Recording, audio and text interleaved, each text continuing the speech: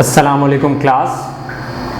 हमने मैट्रिसेस का chapter start किया था। पहले हमने मैट्रिक्स के बारे में पढ़ा, फिर हमने ये देखा कि मैट्रिक्स कितनी किस्म के होते हैं, फिर उसके अलावा उसमें हमने इक्वालिटी ऑफ मैट्रिसेस का कॉन्सेप्ट पढ़ा, फिर हमने एडिशन देखी, सब्ट्रैक्शन देखी मैट्रिसेस की, और अभी लास्ट हमने जो किया वो मल्टीप्लिकेशन की है मैट्रिसेस की। ये सारे कॉन्सेप्ट अपनी अपनी जगह अहमियत रखते हैं। इनको आपने बिल्कुल भी अपने जहन से निकलने नहीं देना, इनका रिवीजन रखना है क्योंकि ये आपके काम आएंगे एग्जामिनेशन पॉइंट ऑफ व्यू से भी, और आगे जब आप मैट्रिसेस में एडवांस लेवल पे मैट्रिसेस पढ़ेंगे तो वहाँ भी आपको ये हेल्प आउट करेंगे। अच्छा, आज हम कुछ आगे के कॉन्सेप्ट पढ़ने जा रहे हैं मैट्रिसेस के बारे में। जो मैट्रिसेस पर हम ऑपरेशंस अप्लाई करते हैं उनसे उनका लिंक है। उसमें सबसे पहले है हमारे पास डिटर्मिनेंट ऑफ अ मैट्रिक्स, कि किसी भी मैट्रिक्स का हम डिटर्मिनेंट कैसे फाइंड आउट करेंगे। अब उसको डिटर्मिनेंट को निकालने का तरीका आपके पास क्या है। सपोज हमारे पास ये ए मैट्रिक्स है और इसके एलिमेंट्स हैं ए बी सी डी। अब अगर मैं उसको इक्वेशन की शक्ल में लिखना चाहूँ कि उसका फॉर्मूला क्या है, तो फॉर्मूला उसका ये होता है डिटर्मिनेंट का। आपने लिखा determinant of a d minus b c. अब ये ए डी और बी सी कहाँ से आए, ये आप इस मैट्रिक्स को देख सकते हैं।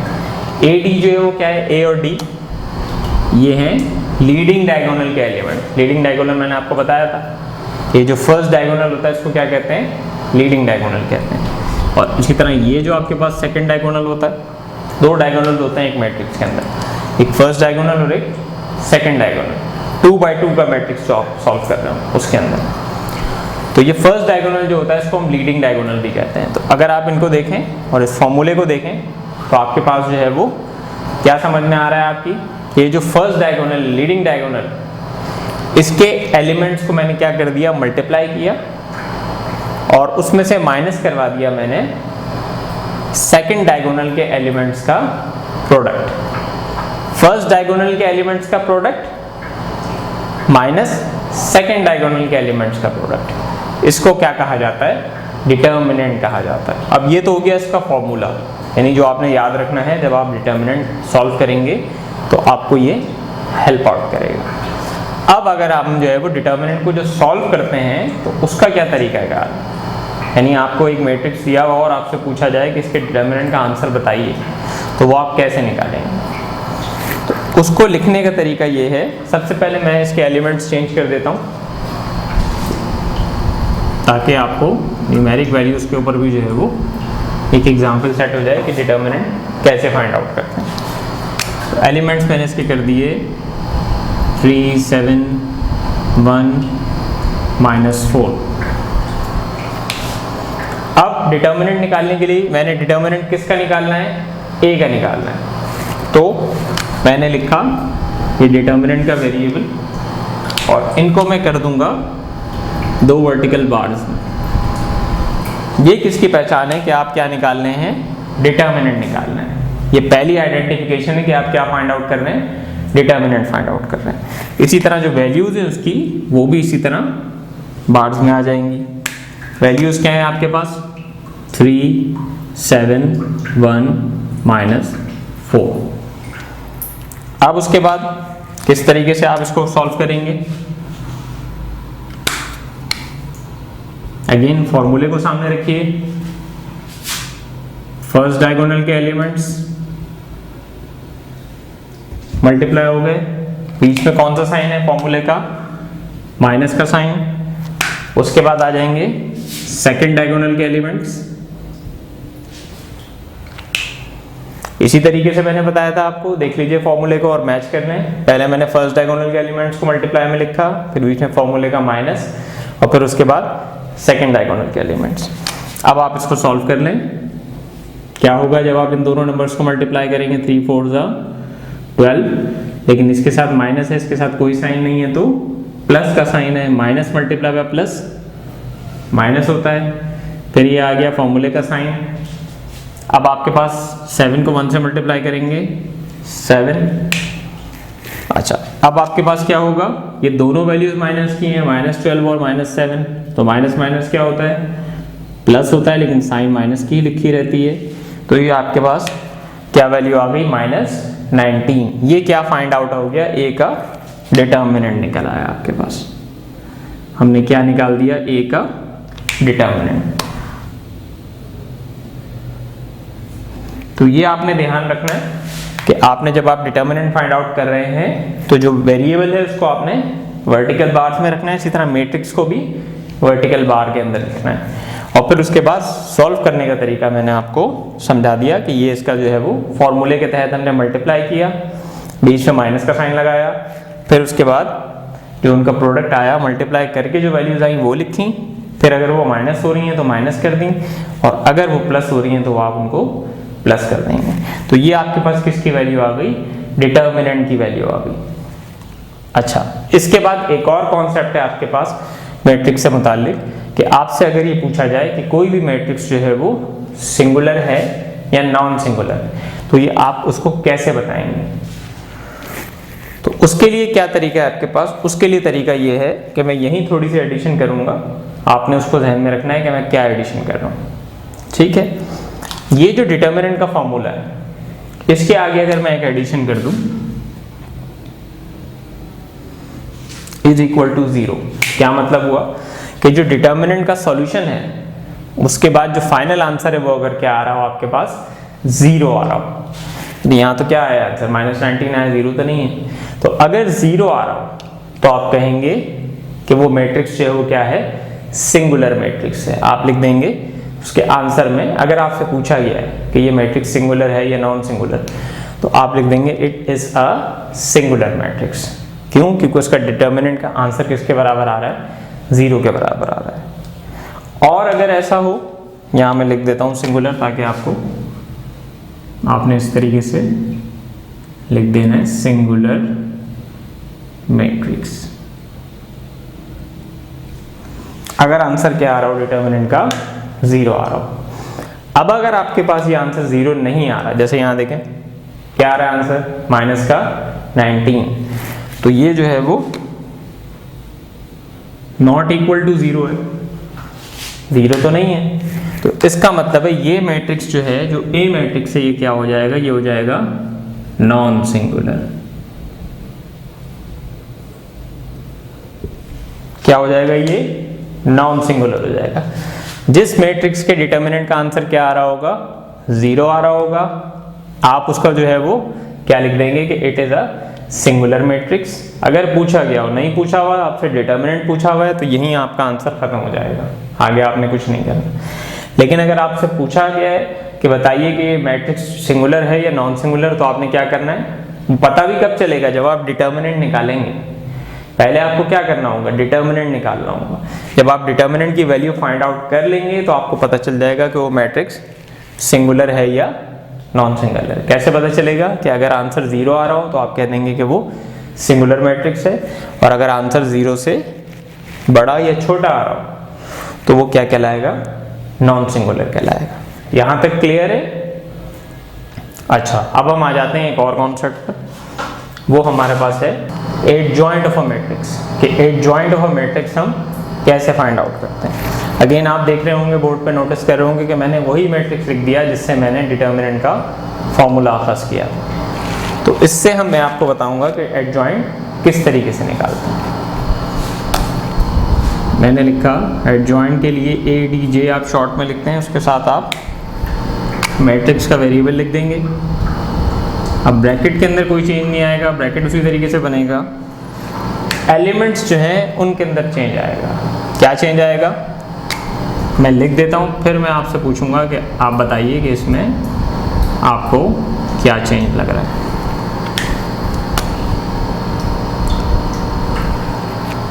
जल्दी से बताइए क्या किया मैंने। जो लीडिंग डायगोनल था, प्रिंसिपल डायगोनल था या फर्स्ट डायगोनल था, उसके जो एलिमेंट्स थे उनको मैंने इंटरचेंज कर दिया, उनकी जगहें तब्दील कर दी। यानी जहाँ A लिखा हुआ था वहाँ पर D लिखा गया, और जहाँ D लिखा हुआ था वहाँ पर A लिखा गया। तो ये तो होगा लीडिंग डायगोनल के एलिमेंट्स के साथ। क्या करना है आपने, लीडिंग डायगोनल के एलिमेंट्स की पोजीशंस को इंटरचेंज कर देना। जहाँ फर्स्ट ऊपर वाला एलिमेंट है वो नीचे वाले की जगह पर आ जाएगा और जो नीचे वाला है वो ऊपर वाले की जगह पर आ जाएगा। अब आ जाते हैं सेकंड डायगोनल पे। वहाँ क्या आपको फर्क नज़र आ रहा है, देख के बताइए जल्दी से। लिखे हुए तो वो अपनी अपनी जगह पर हैं, बी भी अपनी जगह पर है, सी भी अपनी जगह पर है। क्या चेंज हुआ है कि दोनों की साइंस चेंज हो गई। जो सेकंड डायगोनल के एलिमेंट्स हैं उनकी हमने क्या चेंज कर दी हैं, साइन चेंज कर दी। तो इसको क्या कहा जाता है, इसको कहा जाता है एडजॉइंट, जिसमें आप क्या करेंगे, जो लीडिंग डायगोनल है या फर्स्ट डायगोनल है उसके एलिमेंट्स की जगहें, पोजीशंस तब्दील कर देंगे, इंटरचेंज हो जाएंगी वो। और जो सेकंड डायगोनल है उसके जो एलिमेंट्स हैं उनकी साइन चेंज हो जाएगी। फिर रिपीट कर रहा हूँ, तो लीडिंग डायगोनल के एलिमेंट्स हैं उनकी पोजीशन तब्दील हो जाएंगी और जो सेकंड डायगोनल के एलिमेंट्स हैं उनकी साइंस तब्दील हो जाएंगी। इसको क्या कहते हैं, एडजॉइंट कहते हैं। अब हम आ जाते हैं न्यूमेरिक वैल्यूज पे कि न्यूमेरिक वैल्यू अगर आपके पास होगी तो एडजॉइंट आप कैसे फाइंड आउट करेंगे। इसको इरेज कर रहा हूं मैं, या इसके सामने ही मैं लिख देता हूं चले, ताकि आपको इन कंपैरिजन जो है वो मैच करने में आसानी हो। दोनों चीज़ें आपके पास बोर्ड पर मौजूद। मैंने लिखा एक मैट्रिक्स बी मैट्रिक्स, उसके एलिमेंट्स हैं मेरे पास 7 4 5 1। अब मुझसे कहा गया कि इसका क्या फाइंड आउट करना है, एडजॉइंट निकालना है। Adjoint of b. अब बताइए जल्दी से मैं क्या करूंगा, इसके जो लीडिंग डायगोनल या फर्स्ट डायगोनल के एलिमेंट्स कौन से हैं, 7 और 1। इनकी पोजीशंस को क्या करूंगा, इंटरचेंज कर दूंगा, यानी 1 ऊपर आ जाएगा, 7 नीचे चला गया। इसी तरह जो सेकंड डायगोनल के एलिमेंट्स हैं 5 और 4, इनके साथ क्या होगा, इनकी साइंस तब्दील हो जाएंगी। प्लस है तो माइनस, यहाँ भी प्लस है तो माइनस। तो ये क्या हो गया, एडजॉइंट ऑफ बी हो गया। आई होप आप लोगों को समझ में आ गया होगा कि एडजॉइंट कैसे फाइंड आउट करना है।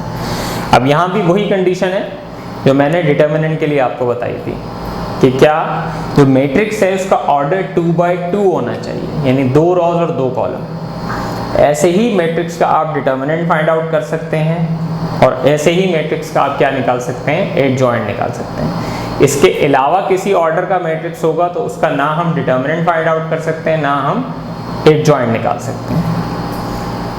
अब ये जो दोनों चीज़ें हमने सीखी, डिटर्मिनेंट और एडजॉइंट, और एक कॉन्सेप्ट बीच में कि मैट्रिक्स सिंगुलर कब होता है और नॉन सिंगुलर कब होता है, इन तीनों का लिंक एक आगे आने वाले कॉन्सेप्ट से है, यानी उसमें ये तीनों चीज़ें अप्लाई होंगी। अब हम उसकी तरफ चल रहे हैं, उसको कहा जाता है multiplicative inverse of a matrix.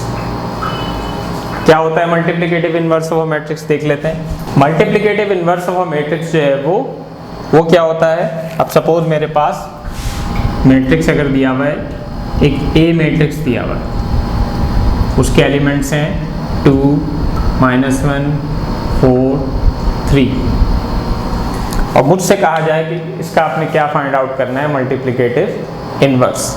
तो मल्टीप्लिकेटिव इनवर्स निकालने का आपके पास जो है वो एक क्या होता है, फॉर्मूला होता है। वो क्या फॉर्मूला है, अब यहाँ तो मैंने मैट्रिक्स नोट कर दिया, तो इसी मैट्रिक्स पर क्या लगेगा, वो फॉर्मूला अप्लाई होगा। जो मैट्रिक्स का वेरिएबल होगा वो आपने मल्टीप्लिकेटिव इनवर्स के फॉर्मूले में पुट कर देना है। अब क्या फॉर्मूला होता है, फॉर्मूला में लिखता हूँ बोर्ड पे।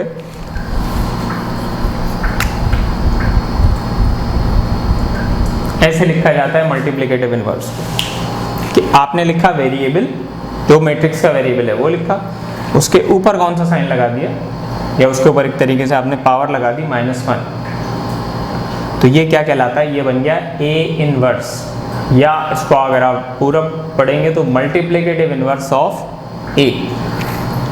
क्या फॉर्मूला होता है इसका, इसका फॉर्मूला आपके पास होता है adjoint of A divided by determinant of A. यानी मल्टीप्लिकेटिव इनवर्स निकालने के लिए आपको कितनी चीज़ों की ज़रूरत पड़ेगी, 2 चीज़ों की ज़रूरत पड़ेगी। किन किन चीज़ों की, एडजॉइंट की और डिटर्मिनेंट की, और दोनों मैंने आपको बता दिया है कि किस तरीके से निकालते हैं, एडजॉइंट कैसे निकालते हैं और डिटर्मिनेंट कैसे निकालते हैं। यकीनन दोनों चीज़ें आपको मालूम होंगी तभी आप क्या निकाल सकेंगे, मल्टीप्लिकेटिव इन्वर्स निकाल सकेंगे। चलें अब आते हैं इसके सॉल्यूशन की तरफ। यानी सबसे पहले, अच्छा इनमें तरतीब क्या होगी ये मैं आपको बता दूं। मल्टीप्लिकेटिव इन्वर्स निकालना जब आप शुरू करेंगे तो इन दोनों में सबसे पहले आप डिटर्मिनेंट निकालेंगे। अगर डिटर्मिनेंट आपके पास, डिटर्मिनेंट का आंसर जो है वो 0 आता है तो आप सॉल्यूशन आगे नहीं बढ़ा सकते, आप लिख देंगे सॉल्यूशन इज नॉट पॉसिबल। क्यों? 0 से कोई भी चीज़ डिवाइड नहीं हो सकती, पॉसिबल ही नहीं है। तो इसलिए मल्टीप्लिकेटिव इन्वर्स निकालना पॉसिबल नहीं है। रीज़न में आप लिख देंगे जो एक कॉन्सेप्ट बीच में पढ़ा था कि मैट्रिक्स क्या है, सिंगुलर मैट्रिक्स है। तो तरतीब में पहले आप क्या निकालेंगे, डिटर्मिनेंट निकालेंगे, ताकि आपको ये पता चल जाए कि मैट्रिक्स सिंगुलर तो नहीं है। अगर सिंगुलर मैट्रिक्स होगा तो हम आगे नहीं जाएंगे, वहीं लिख देंगे it is a singular matrix and its solution is not possible, या the multiplicative inverse of this matrix is not possible. तो पहले क्या फाइंड आउट कर लेते हैं, डिटर्मिनेंट। कैसे निकलता है डिटर्मिनेंट, आपने लिखा मैट्रिक्स का वेरिएबल, उसको आपने करा बार्स में, दूसरी तरफ आपने उसकी वैल्यूज़ को करा बार्स में, 2, 4, -1, 3। अब उसके बाद आपने क्या करना है, जो फर्स्ट डायगोनल के एलिमेंट्स हैं उनको मल्टीप्लाई कर देना है, बीच में फॉर्मूले का माइनस आएगा, उसके बाद सेकेंड डायगोनल के एलिमेंट्स आपस में मल्टीप्लाई हो जाएंगे, तो ये आपके पास क्या बन जाएगा, डिटर्मिनेंट बन जाएगा। देख लेते हैं क्या वैल्यू आ रही है इसकी। 2 3 6, और यहाँ देखें अब साइन मल्टीप्लिकेशन हो रही है। क्यों हो रही है? क्योंकि यहाँ प्लस है, माइनस प्लस माइनस हो गया, लेकिन ये एक और माइनस है, तो ये दोनों साइन जब मल्टीप्लाई होंगे तो रूल ये है आपके पास मल्टीप्लिकेशन में कि जब माइनस का साइन माइनस के साइन से मल्टीप्लाई होता है तो वो प्लस में तब्दील हो जाता है। 4 1 4, तो आपके पास डिटर्मिनेंट की वैल्यू क्या आ गई, 10 आ गई। यानी डिटर्मिनेंट ऑफ ए आपके पास क्या आ गया, 10 आ गया। अगेन नॉट इक्वल टू 0, यानी मैट्रिक्स क्या है, नॉन सिंगुलर है। नॉन सिंगुलर है तो इसका मतलब है अब हम आगे बढ़ सकते हैं। यानी अब क्या फाइंड आउट करना है हमने, एडजॉइंट फाइंड आउट करना है। डिटर्मिनेंट निकाल लिया, सेकंड चीज़ क्या है, एडजॉइंट है।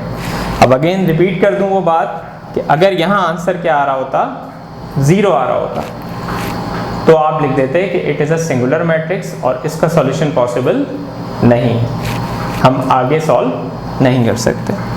इसको नोट कर लें, फिर मैं इसको इरेज करके तो यहीं पर आपके पास क्या फाइंड आउट करूँगा, एडजॉइंट को फाइंड आउट करूँगा। अब अगेन एडजॉइंट कैसे निकालेंगे, अभी मैंने आपको समझाया है, यकीनन याद होगा, जहनों में होगा। एडजॉइंट निकालना है ए का, कैसे निकलेगा, एलिमेंट्स आपके पास ऊपर मौजूद हैं।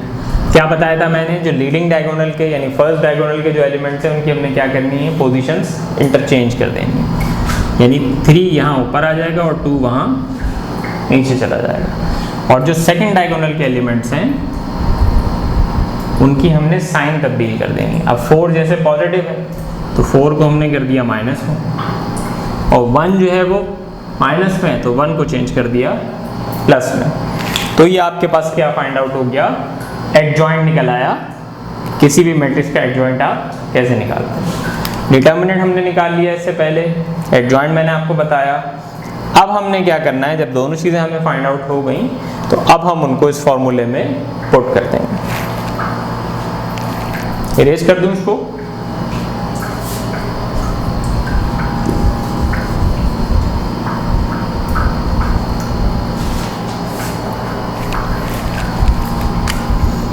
अब मैंने लिखा A inverse is equal to,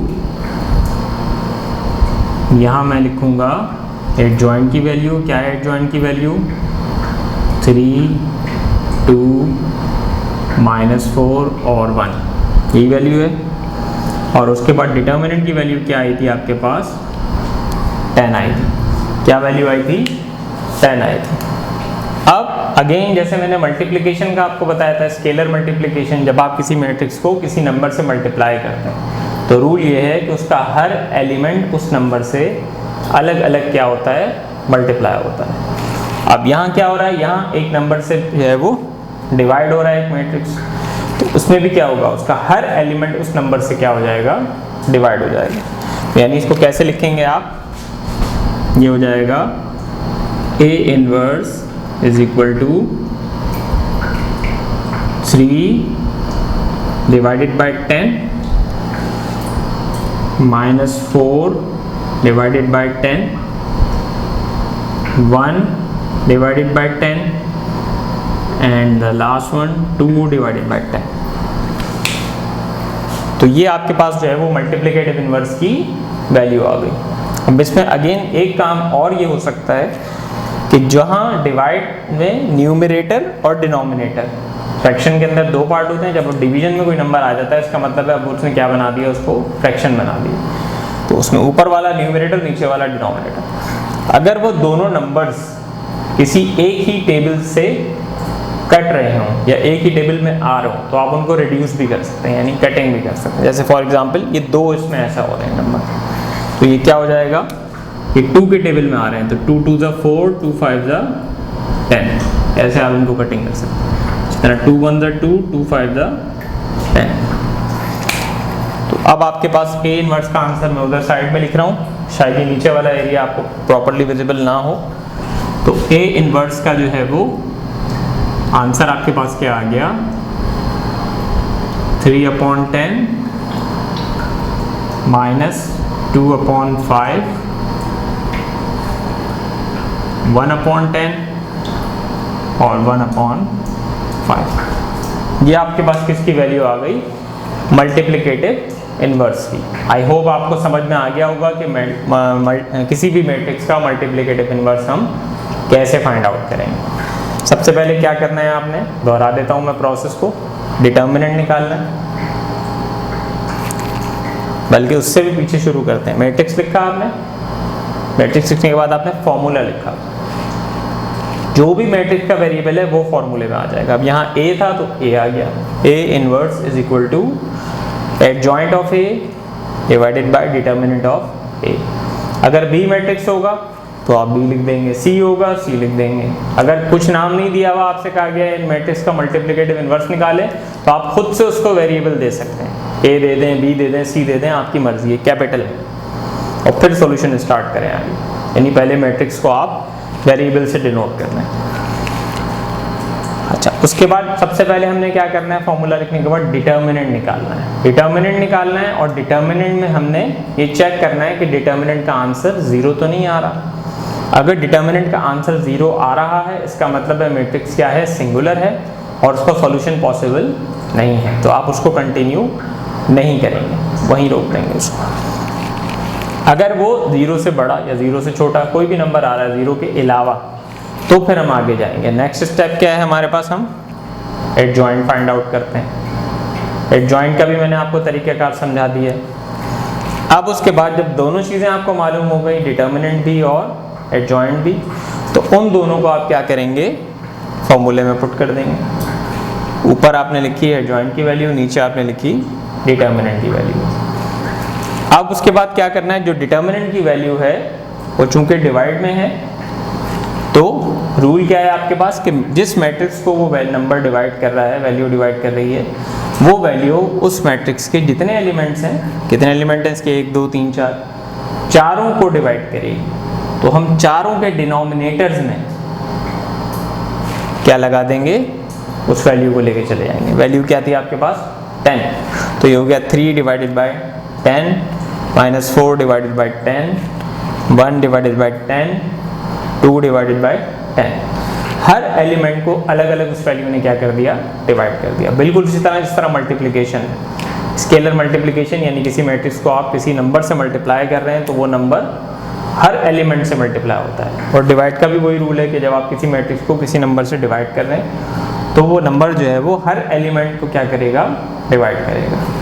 फिर हमने ये देखा कि इसमें कहीं कटिंग हो रही है, रिड्यूस हो रही है कोई वैल्यू, यानी कोई फ्रैक्शन ऐसा है कि जिसमें न्यूमरेटर ऊपर वाला नंबर और डिनोमिनेटर नीचे वाला नंबर दोनों एक ही टेबल में आ रहे हैं, तो उसको हम क्या कहेंगे, रिड्यूस कर सकते हैं उसको।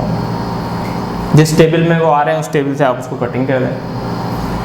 एक और चीज़ इसके अलावा, अगर साइन आपके पास ऊपर नीचे सेम आ रही है, माइनस का साइन जैसे ऊपर है तो नीचे भी अगर होता तो वो साइन भी एक दूसरे को कटिंग कर देते हैं, लेकिन यहाँ ऐसा नहीं होगा। तो ये हमने देख लिया मल्टीप्लिकेटिव इनवर्स। अब आप आ जाइए एक्सरसाइज पे, जो इसकी एक्सरसाइज है 7.4। मैं इसमें क्वेश्चंस आपको क्वेश्चन वाइज ये बता देता हूँ कि आपने किस क्वेश्चन में क्या करना है। बाकी करने का सारा काम जो है वो आपने बोर्ड पर मैंने समझा दिए। इसके अलावा इसमें कोई टेक्निक नहीं आ रही। प्लस एक और एडिशनल जो पीछे आप करके आए मल्टीप्लिकेशन, वो ज़रूर यूज़ होगी यहाँ पे। अब वो आपने खुद देखना है कि मल्टीप्लिकेशन किस तरीके से करनी है। देखें, सबसे पहला क्वेश्चन है evaluate determinants of the following matrices. आपने क्या फाइंड आउट करना है, डिटर्मिनेंट फाइंड आउट करना है। अब डिटर्मिनेंट निकालने का तरीका मैंने आपको बता दिया है। क्या करेंगे, यहाँ नाम नहीं दिया हुआ उन्होंने, पहले आप उसको एक वेरिएबल दे देंगे और डिटर्मिनेंट निकाल देंगे। ठीक है, डिटर्मिनेंट निकालने का तरीका आपको मैंने समझा दिया है। Question number 2, which of the matrices given below are non singular. जो मैट्रिक्स नीचे दिए हुए हैं इनमें से कौन से ऐसे मैट्रिक्स हैं जो नॉन सिंगुलर हैं। अगेन कैसे पता चलेगा कि नॉन सिंगुलर हैं या सिंगुलर हैं। आप क्या करेंगे, उस मैट्रिक्स का क्या फाइंड आउट करेंगे, पहले डिटर्मिनेंट फाइंड आउट करेंगे। जब आप डिटर्मिनेंट निकाल लेंगे तो अगर उसका जवाब क्या आ रहा हो, 0 आ रहा हो, तो वो सिंगुलर है। और अगर 0 से अलावा कोई वैल्यू आ रही है, चाहे वो नेगेटिव हो या पॉजिटिव हो, तो आप कह देंगे कि वो नॉन सिंगुलर है। ठीक है, तो ये भी आपने खुद करना है। फिर question number 3, find the adjoint of the matrices given in the question number 2। Question number 2 में जो आपको मैट्रिसेस दिए हुए, 4 मैट्रिसेस दिए हुए A B C D, इनका आपने क्या फाइंड आउट करना है, एडजॉइंट निकालना है। अगेन उसको कोई वेरिएबल दे दीजिएगा, पहले कैपिटल से डिनोट कर दीजिएगा, फिर उसका एडजॉइंट निकाल दीजिएगा। एडजॉइंट निकालने का तरीका भी मैंने आपको समझा दिया। फिर आ जाए क्वेश्चन नंबर 4 पे, find inverse of each of the following matrices if it exist. ये आपको 6 मैट्रिसेस गिवन है, इनका आपने क्या निकालना है, मल्टीप्लिकेटिव इनवर्स निकालना है। अगेन सबसे पहले उसको वेरिएबल दे दिया, वेरिएबल देने के बाद फॉर्मूला लिखा, फिर उसी तरतीब से पहले डिटर्मिनेंट, फिर एडजॉइंट और फिर फॉर्मूला। अब इफ इट एग्जिस्ट का मतलब क्या है कि अगर डिटर्मिनेंट आ गया आपके पास 0, तो इसका मतलब है आप लिख देंगे मैट्रिक्स सिंगुलर है, इसका मल्टीप्लिकेटिव इनवर्स एग्जिस्ट नहीं करता। और अगर 0 के अलावा कोई नंबर आता है तो फिर आपने आगे लेके चलना है सॉल्यूशन। फिर क्वेश्चन नंबर 5 पे 4 पार्ट हैं, इसमें मल्टीप्लिकेशन भी आ रही है और आपके पास मल्टीप्लिकेटिव इनवर्स निकालने का काम भी आ रहा है। अभी आपने खुद देखना है, खुद से इसको करना है क्वेश्चन को समझ के कि किस तरीके से होगा। डिफ़िकल्ट नहीं है, क्वेश्चन पढ़ के आपको समझ में आ जाएगा कि इसको किस तरीके से आपने सॉल्व करना है। क्वेश्चन नंबर 6, इसमें देखें आपके पास क्या गिवन है, find the value of x की वैल्यू निकालनी है if A is a singular matrix. ये आपको हिंट दिया हुआ है जिसकी मदद से आप वैल्यू निकाल सकते हैं। सिंगुलर का मतलब क्या है कि आप उसका जब डिटर्मिनेंट निकालेंगे तो वो इक्वेट हो जाएगा, यानी डिटर्मिनेंट का आंसर, डिटर्मिनेंट जो आप बार बनाएंगे उसके आगे आप क्या लिख देंगे, इक्वल टू 0 लिख देंगे। यानी सॉल्यूशन करने में आपके पास x की वैल्यू आराम से फाइंड आउट हो जाएगी। जब आप करने लगेंगे तो आपको समझ में आ जाएगी ये चीज़। अच्छा, इसी तरह सेकंड जो है इसका पार्ट, उसमें लिखा हुआ है A मैट्रिक्स और B matrix are multiplicative inverse of each other. एक दूसरे के क्या हैं, मल्टीप्लिकेटिव इनवर्स हैं। अब इससे क्या हिंट मिलता है आपको, इससे हिंट ये मिलता है आपके पास कि अगर 2 मैट्रिक्स एक दूसरे के मल्टीप्लिकेटिव इनवर्स हैं तो उनका जो आंसर होगा मल्टीप्लिकेशन का वो क्या आना चाहिए,